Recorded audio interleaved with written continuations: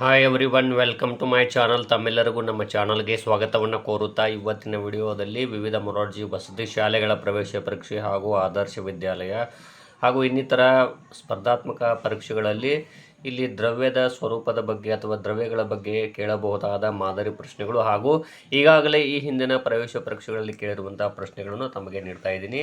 ಇನ್ನು ತಾವುಗಳು ನಮ್ಮ ಚಾನಲ್ ಫಸ್ಟ್ ಟೈಮ್ ನೋಡ್ತಾ ಇರೋರು ನಮ್ಮ ಚಾನಲ್ ಸಬ್ಸ್ಕ್ರೈಬ್ ಆಗಿ ಅಂತ ತಿಳಿಸುತ್ತಾ, ಮೊದಲನೇದಾಗಿ ಇಲ್ಲಿ ವಸ್ತುವನ್ನು ವೈಜ್ಞಾನಿಕವಾಗಿ ಹೀಗೆ ಹೇಳುವರು. ಇಲ್ಲಿ ಆಪ್ಷನ್ಸ್ಗಳು ವಸ್ತು, ದ್ರವ್ಯ, ದ್ರವ, ಕಣ. ಇಲ್ಲಿ ನಾವು ವಸ್ತುವನ್ನು ವೈಜ್ಞಾನಿಕವಾಗಿ ದ್ರವ್ಯ ಅಂತ ಕರಿತೀವಿ. ಸೊ ಹಾಗಾಗಿ ಎರಡನೇ ಆಪ್ಷನ್ ಇದೆಯಲ್ಲ ಅದು ಸರಿಯಾದ ಆನ್ಸರ್ ಆಗುತ್ತದೆ. ಇನ್ನು ಎರಡನೇ ಪ್ರಶ್ನೆ ದ್ರವ್ಯದ ಸ್ಥಿತಿಗಳು. ಆಪ್ಷನ್ಸ್ ನೋಡ್ತಾ ಹೋಗ್ಬೋದು. ಇಲ್ಲಿ 5, 3, 6, 8. ಇಲ್ಲಿ ದ್ರವ್ಯದ ಸ್ಥಿತಿಗಳು ಒಟ್ಟು 3: ಘನ, ದ್ರವ, ಅನಿಲ. ಹಾಗಾಗಿ ಇಲ್ಲಿ 3 ಆಪ್ಷನ್ಸ್ಗಳು ಅಂದಾಗ ನೋಡ್ಬೋದು. ಎರಡನೇ ಆಪ್ಷನ್ ಇದೆಯಲ್ಲ ದ್ರವ್ಯದ ಸ್ಥಿತಿಗಳು 3. ಇನ್ನು ಮೂರನೇ ಪ್ರಶ್ನೆ, ಇದೊಂದು ದ್ರವ ವಸ್ತುವಿಗೆ ಉದಾಹರಣೆ. ಇಲ್ಲಿ ಆಪ್ಷನ್ಸ್ಗಳು ಕಬ್ಬಿಣ, ಕಲ್ಲು, ಕಟ್ಟಿಗೆ, ಪಾದರಸ. ನೋಡ್ಬೋದು ಕಬ್ಬಿಣ, ಕಲ್ಲು, ಕಟ್ಟಿಗೆ ಇವೆಲ್ಲವೂ ಕೂಡ ಘನ ವಸ್ತುವಿಗೆ ಉದಾಹರಣೆ ಆಗುತ್ತದೆ. ಆದರೆ ಪಾದರಸ ಇದೊಂದು ದ್ರವ ವಸ್ತು ಆಗುತ್ತದೆ. ಇನ್ನು ನೆಕ್ಸ್ಟು, ಇದೊಂದು ಘನ ವಸ್ತುವಿಗೆ ಉದಾಹರಣೆ. ಪಾದರಸ, ಬ್ರೋಮಿನ್, ಹಾಲು, ಕಲ್ಲಿದ್ದಲು. ನೋಡಿ ಪಾದರಸ ಆಗಿರ್ಬೋದು, ಬ್ರೋಮಿನ್ ಆಗಿರ್ಬೋದು, ಹಾಲು ಆಗಿರ್ಬೋದು, ಇವೆಲ್ಲವೂ ಕೂಡ ಘನ ವಸ್ತುವಿಗೆ ಉದಾಹರಣೆ ಆಗುತ್ತವೆ. ಆದರೆ ಕಲ್ಲಿದ್ದಲು ಇದೊಂದು ಘನ ವಸ್ತು ಆಗುತ್ತೆ. ಪಾದರಸ, ಬ್ರೋಮಿನ್, ಹಾಲು ಇವೆಲ್ಲವೂ ಕೂಡ ಇವು ದ್ರವ ವಸ್ತು ಆಗ್ತವೆ. ಕಲ್ಲಿದ್ದಲು ಇದೆಯಲ್ಲ ಅದೊಂದು ಘನ ವಸ್ತು. ಸೊ ಹಾಗಾಗಿ 4ನೇ ಆಪ್ಷನ್ ಆಗುತ್ತದೆ. ಇನ್ನು ನೆಕ್ಸ್ಟ್ ಪ್ರಶ್ನೆ, ಇದೊಂದು ಅನಿಲ. ನೀರು, ಪಾದರಸ, ಆಮ್ಲಜನಕ, ಕಬ್ಬಿಣ. ನೋಡ್ಬೋದು 4 ಆಪ್ಷನ್ಸ್ಗಳಲ್ಲಿ ಇಲ್ಲಿ ಅನಿಲ ಅಂತ ಕೇಳಿದಾಗ ಸೊ ನೋಡ್ಬೋದು ಇದು ಪಾದರಸ ದ್ರವ ಆಗುತ್ತೆ, ನೀರು ಕೂಡ ದ್ರವ ಆಗುತ್ತೆ, ಕಬ್ಬಿಣ ಘನ ಆಗುತ್ತೆ.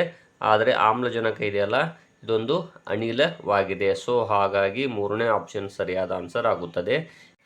ಇನ್ನು 6ನೇ ಪ್ರಶ್ನೆ, ಮಂಜುಗಡ್ಡೆ ಬಿಸಿ ಮಾಡಿದಾಗ ದ್ರವ್ಯದ ಬದಲಾದ ಸ್ಥಿತಿ. ಮೊದಲನೇ ಆಪ್ಷನ್ ಕರಗುತ್ತದೆ, ಅನಿಲವಾಗುತ್ತದೆ, ಘನವಾಗುತ್ತದೆ ಹಾಗೂ ದ್ರವವಾಗುತ್ತದೆ. ಮಂಜುಗಡ್ಡೆಯನ್ನು ಬಿಸಿ ಮಾಡಿದಾಗ ದ್ರವ್ಯದ ಬದಲಾದ ಸ್ಥಿತಿ ಅಂದಾಗ ಮಂಜುಗಡ್ಡೆ ಈಗಾಗಲೇ ಘನ ಸ್ಥಿತಿಯಲ್ಲಿದೆ, ಅದು ನೆಕ್ಸ್ಟು ದ್ರವ ಸ್ಥಿತಿಯಲ್ಲಿ ಬದಲಾವಣೆ ಆಗುತ್ತದೆ. ನೀರನ್ನು ಪೂರ್ತಿ ಇಲ್ಲಿ ನೋಡ್ಬೋದು, ನೀರನ್ನು ಪೂರ್ತಿ ತಂಪು ಮಾಡಿದಾಗ ದ್ರವ್ಯದ ಬದಲಾದ ಸ್ಥಿತಿ. ಆಪ್ಷನ್ಸ್ಗಳು ಕರಗುತ್ತದೆ, ತಂಪಾಗುತ್ತದೆ, ಮಂಜುಗಡ್ಡೆ ಆಗುತ್ತದೆ ಹಾಗೂ ಘನ ಆಗುತ್ತದೆ. ಇಲ್ಲಿ ನಾವು ನೀರನ್ನು ಪೂರ್ತಿ ತಂಪು ಮಾಡಿದಾಗ ಏನು ಉಂಟಾಗುತ್ತೆ ಹಾಗಾದರೆ ಅಂತ ಕೇಳಿದ್ದಾರೆ ಅವರು. ಇಲ್ಲಿ ನೋಡ್ಬೋದು, ಇಲ್ಲಿ ಆಪ್ಷನ್ಸ್ಗಳು ನೋಡಿದಾಗ ಕರಗುತ್ತದೆ, ತಂಪಾಗುತ್ತದೆ, ಮಂಜುಗಡ್ಡೆ ಆಗುತ್ತದೆ, ಘನವಾಗುತ್ತದೆ ಅಂದಿದ್ದಾರೆ. ಪೂರ್ತಿ ತಂಪು ಮಾಡಿದಾಗ ಅದು ಘನ ಆಗುತ್ತದೆ. ಯಾಕಂದರೆ ನೀವು ಬೇಕಾದರೆ ನೀರನ್ನು ಫ್ರಿಡ್ಜಲ್ಲಿ ಇಟ್ಟಾಗ ಸಂಪೂರ್ಣ ಕೋಲ್ಡ್ ಮಾಡಿದರೆ ಅದು ಏನಾಗುತ್ತೆ, ಅಲ್ಲಿ ಘನವಾಗಿ ಅಥವಾ ಮಂಜುಗಡ್ಡೆಯನ್ನು ಆಗುತ್ತೆ. ಬಟ್ ಅದು ಇಲ್ಲಿ ಕೇಳಿರೋದು ಏನು ಅಂದರೆ ದ್ರವ್ಯದ ಬದಲಾದ ಸ್ಥಿತಿ ಅಂತ ಕೇಳಿದ್ದಾರೆ. ಹಾಗಾಗಿ ದ್ರವ್ಯ ಯಾವುದು ಅನ್ನೋದು ಘನ ಆಗುತ್ತದೆ. ನೆಕ್ಸ್ಟು, ನೀರಾವಿಯನ್ನು ತಂಪು ಮಾಡಿದಾಗ ದ್ರವ್ಯದ ಬದಲಾದ ಸ್ಥಿತಿ. ನೀರಾವಿಯನ್ನು ತಂಪು ಮಾಡಿದರೆ ಏನು ಆಗುತ್ತೆ ಅಂತ ಕೇಳಿದ್ದಾರೆ ಅವರು. ಹಾಗಾಗಿ ಆಪ್ಷನ್ಸ್ಗಳು ಕರಗುತ್ತದೆ, ದ್ರವ ಆಗುತ್ತೆ, ಅನಿಲ ಆಗುತ್ತೆ, ಘನ ಆಗುತ್ತೆ. ನೋಡ್ರಿ, ನೀರಾವಿಯನ್ನು ತಂಪು ಮಾಡಿದರೆ ದ್ರವ ಆಗುತ್ತದೆ. ಇಲ್ಲಿ 9ನೇ ಪ್ರಶ್ನೆ, ನೀರನ್ನು ಬಿಸಿ ಮಾಡಿದಾಗ ದ್ರವ್ಯದ ಬದಲಾದ ಸ್ಥಿತಿ ಅಂತ ಕೇಳಿದ್ದಾರೆ. ಘನ, ದ್ರವ, ಅನಿಲ, ಬಿಸಿ ಆಗುತ್ತದೆ. ಇಲ್ಲಿ ನೀರನ್ನು ನಾವು ಬಿಸಿ ಮಾಡಿದಾಗ ಇಲ್ಲಿ ಅದು ಅನಿಲ ಆಗುತ್ತದೆ. ಇಲ್ಲಿ 10ನೇ ಪ್ರಶ್ನೆ, ಘನ ವಸ್ತುಗಳು ನೇರವಾಗಿ ಅನಿಲ ಸ್ಥಿತಿಗೆ ಬರುವುದು. ಎ ಆಪ್ಷನ್ ಉಷ್ಣ ವರ್ಗಾವಣೆ, ಬಿ ಆಪ್ಷನ್ ಉತ್ಪತನ, ಸಿ ಆಪ್ಷನ್ ದ್ರವ ಹಾಗೂ ಡಿ ಆಪ್ಷನ್ ಸಾಂದ್ರತೆ. ಇಲ್ಲಿ ಘನವಸ್ತುಗಳು ಡೈರೆಕ್ಟಾಗಿ ಅನಿಲ ವಸ್ತುವಿಗೆ ಬರುವುದಕ್ಕೆ ಏನಂತೀವಿ ಅಂದರೆ ಉತ್ಪತನ ಅಂತ ಕರಿತೀವಿ. ನೆಕ್ಸ್ಟು, ಇದೊಂದು ಉತ್ಪತನ ಕ್ರಿಯೆಗೆ ಉದಾಹರಣೆ. ಮಂಜುಗಡ್ಡೆ, ನೀರು, ಕರ್ಪೂರ, ಕಲ್ಲಿದ್ದಲು.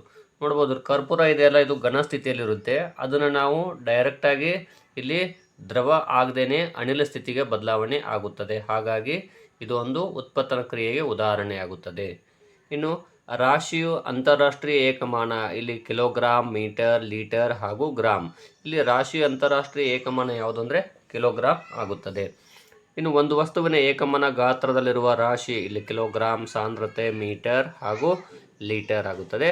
ಇಲ್ಲಿ ನೋಡ್ಬೋದು ಒಂದು ವಸ್ತುವಿನ ಏಕಮಾನ ಗಾತ್ರದಲ್ಲಿರುವ ರಾಶಿ ಯಾವುದು ಅಂದರೆ ಅಲ್ಲಿ ಕಿಲೋಗ್ರಾಮ್ ಆಗುತ್ತದೆ.